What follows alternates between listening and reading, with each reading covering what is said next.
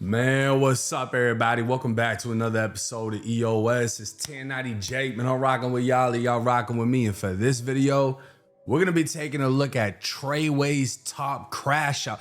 Treyway, Shotti, and the reason why he just got denied by the feds a compassionate release.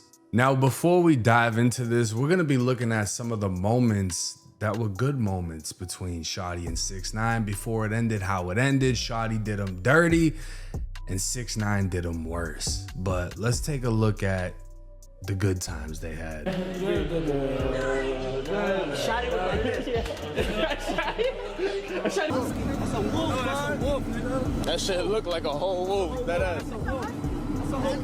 That's a whole wolf, bro. You want a bad buddy? Gangsta, that's a whole wolf.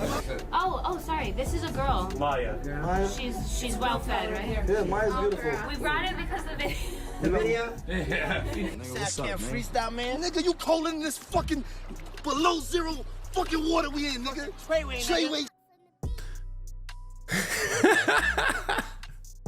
Y'all gotta be some type of homies to do this. I ain't gonna lie. Major fucking shrinkage. Majors. Kick the bars, bro.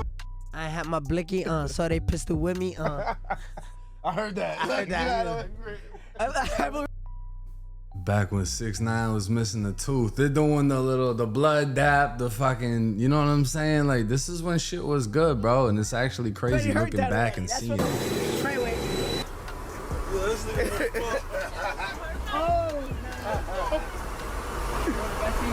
I want to see it. I don't want to see it.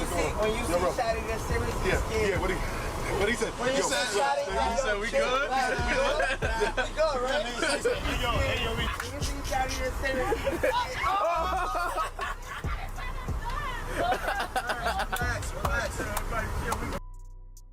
This is beautiful. This is how happy money makes people. People that come from the trenches of Brooklyn and never seen shit in their life, all of a sudden seeing exotic dogs and private jets and fucking mountain water ponds, and you know, this is what money does. This is what was loved. It wasn't the friendship, it was the money. A little cold, okay? Bro, she didn't even touch you. Come on. Shotti. What's up, baby? My homie stand like you and all that. Look, like this. Treyway, shit, look. Like this, I'm like, yo, where's Shotti at, man? They might as well allow it, right? Everybody gets steroids. That shit is crazy. That should kill you, though. What steroids do? Make you stronger, work harder, run faster. Oh. Yup, faster reaction time. Then you just crash. You mad aggressive. Well, Shotti must have been on all the steroids because he definitely crashed. What do you say, Daddy? All right, now let's check out an actual clip that was put together of an incident in which Shotti apparently protected 6ix9ine. Treyway.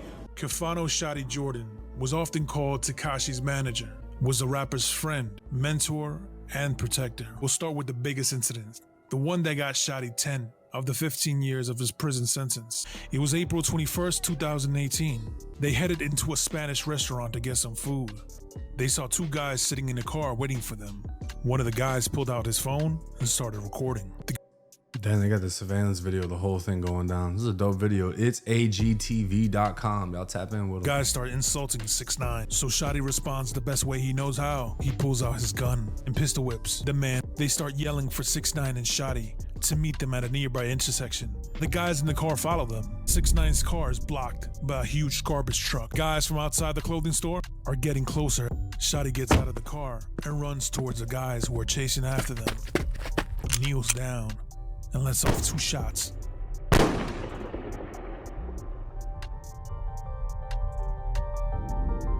So Shotti is not only pistol whipping people on 6ix9ine's behalf or for 6ix9ine's safety, he's firing off shots, right? He's going all in behind this kid. They're hanging out together, they're in the cars together, the private jets together, traveling the world together, getting a crazy amount of money together. And not for nothing, I do believe that there was a strong bond at some point in time. It was just based on poison. Because it wasn't that he met a kid and had a genuine friendship. It's he found a way to live a life he could have never lived financially. And 6ix9ine found an older mentor who introduced him to the streets and the fantasy of the streets. And now he gets this image he never had.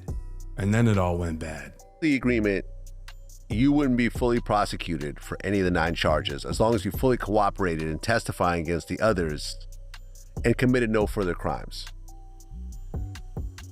After your guilty plea, prosecutors gave more firearm and racketeering charges to Shotti. And then on March 28, 2019, Shotti becomes the second co-defendant to enter a guilty plea.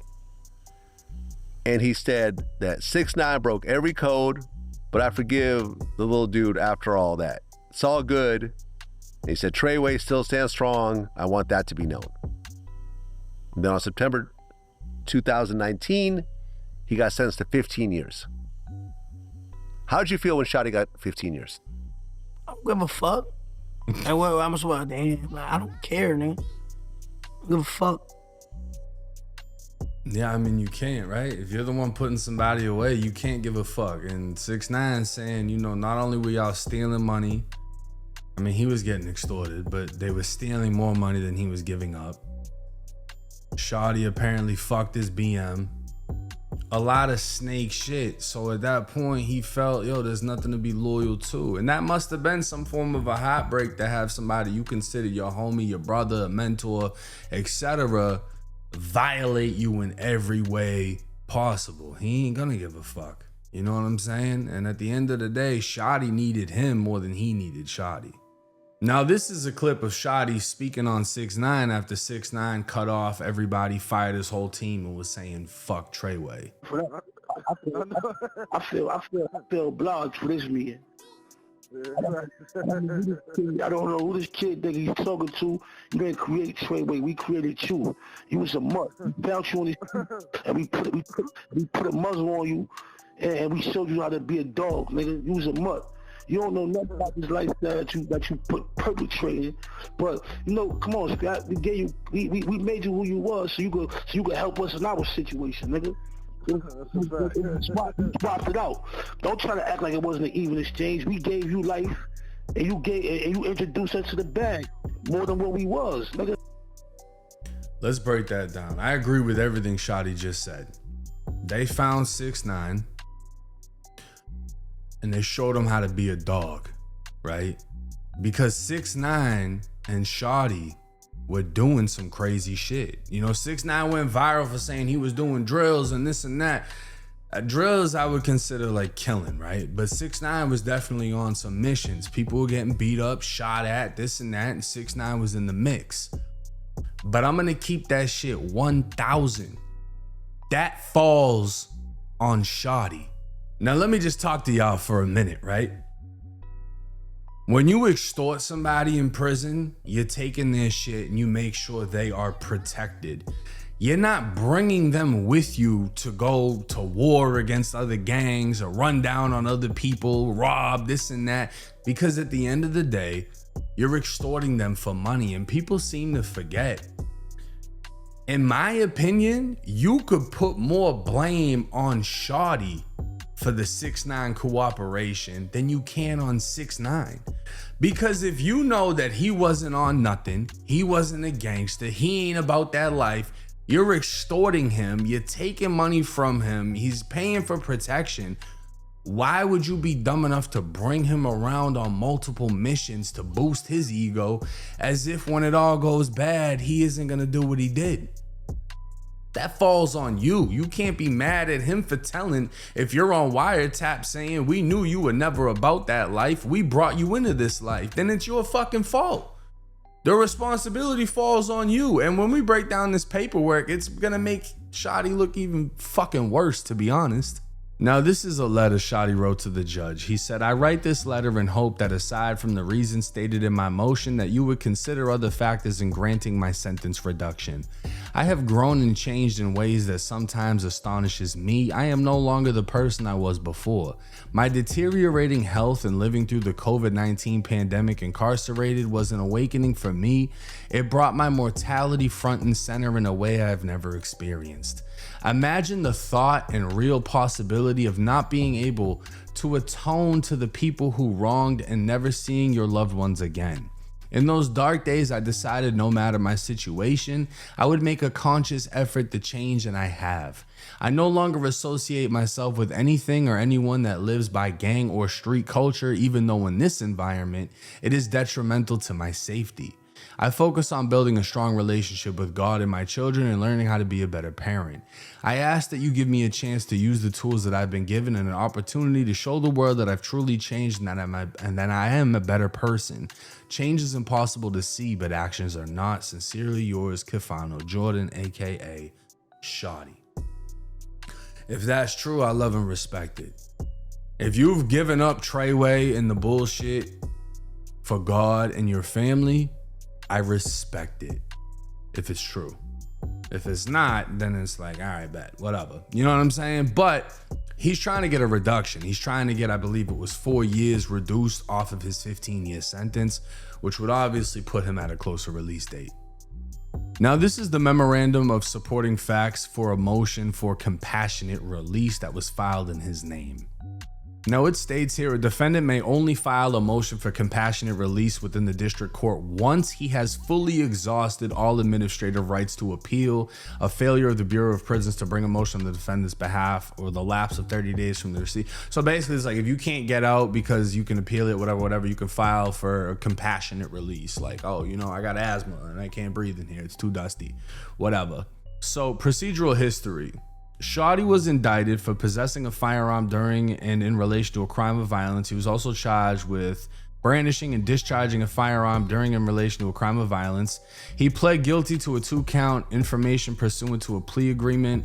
The court sentenced him to 180 months, followed by 5 years of supervised release. Now, after he was sentenced, prior to his direct appeal being resolved, he wrote a letter requesting compassionate release due to COVID-19, and clearly it didn't go through.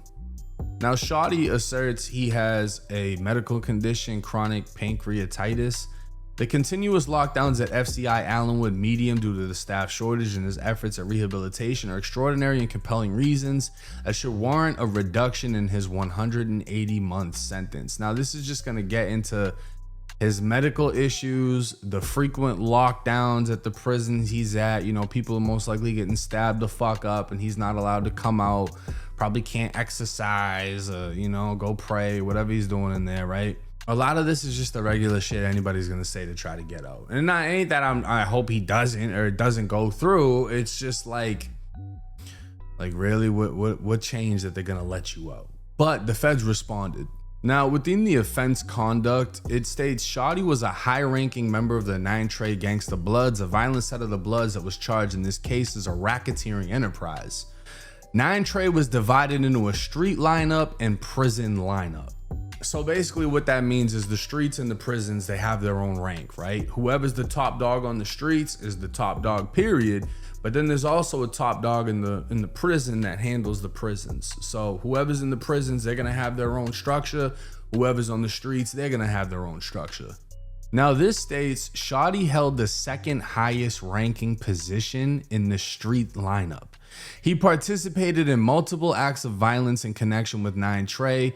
Those included a November 2017 assault of a rival gang member, a 2018 shooting near Times Square, 2018 armed robbery in Manhattan, 2 shootings in 2018 in which Jordan shot at 2 individuals, and another occurring inside the Barclays Center in Brooklyn, another 2018 shooting at a rival gang member, another shooting in Brooklyn, another assault that resulted in a fellow 9 Trey member getting shot in the stomach, and he procured firearms for the gang while dealing heroin.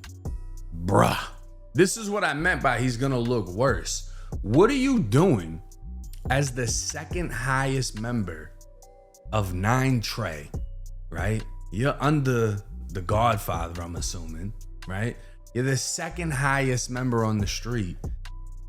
And you're the crash dummy running around doing all the shootings and robberies and this and that. That's the top crash out. So it makes sense why what happened to 6ix9ine happened the way it did and why he did what he did. Because he wasn't under the brain of the operation. He wasn't with the smart one who puts business before violence.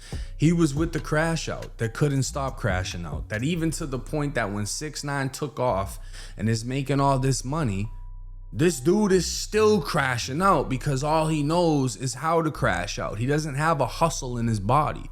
There's no hustle in him. It's all violence. And there's a lot of people that are like that, and they usually end up with life sentences. They don't know how to hustle. They don't know how to get money. All they know is how to inflict pain and commit violence. That's it. And in certain environments, there's, you know, there's potential in that. People will use that to their favor. And for 6ix9ine, it's like, yeah, I'm around a gangster, but that same gangster got you indicted by the feds and you cooperated against that same gangster. Stupid shit. You extorting a motherfucker for millions. You shouldn't be doing nothing or bringing him anywhere near it. And if you're the second highest ranking member of a gang, why are you doing anything? That should be enough to tell you the gang shit's washed. Imagine being one of the young soldiers, right? And your OG is still doing shit in his late 30s, early 40s. Homie, that's you in the next 10, 15 years. Still doing the same shit you're doing at fucking 16, 18, 20. Yeah, I'm good. I'm pretty sure it's enough for anybody to be like, I'm good, because you see where it leads you. Straight failure. Now, the court would assess everything that was spoke on, from the lockdowns to his medical conditions, etc. And they would say, Shotti's crime, consisting of a string of gang violence and mayhem that came to an end only upon his arrest, continues to require the sentence imposed as a matter of just punishment. Although he appears to have made strides in prison, the court cannot find that if at liberty he no longer would be present, a danger to shoot, assault, threaten, or otherwise endanger others. So basically they're saying, yeah, he might have picked up a Bible and done his push-ups and hasn't gotten in trouble, but that doesn't mean if we release him, he's not gonna go back to Treyway and shooting at people in Brooklyn or robbing people in Manhattan. Because of that, the court would deny Shotti's claim for compassionate release. So the feds ain't going for it. He got denied. He's gonna have to ride out the full bid, the full 15 years at 85%. And it's interesting because 6ix9ine has court, I believe, tomorrow. And they're gonna figure out if 6ix9ine has to serve in upwards of 9 months in the feds. Now, obviously, I don't think they're gonna send 6ix9ine to FCI Allenwood or anywhere Shotti or 9 Trey members are at. He's probably gonna go to a, you know, PC style place or just be kept in confinement, but confinement for 9 months ain't it. So it's interesting. Shotti is still trying to get out of the feds. 6ix9ine is still pretty much going back to the feds. And all of this shit could have been avoided. But this is how things play out. And this isn't a diss towards Shotti. Please don't think I'm dissing him. I'm just trying to show y'all the mistakes of a grown man so y'all don't follow in the same fucking footsteps, right? You had a young kid who wanted an image. That image costed him everything. You had an older man who wanted a lifestyle. That lifestyle costed him everything. My approach is my approach. How I speak is how I talk. But please try to understand the message behind the videos. It's 1090 Jake. I'm rocking with y'all, and y'all rocking with me. Till next time.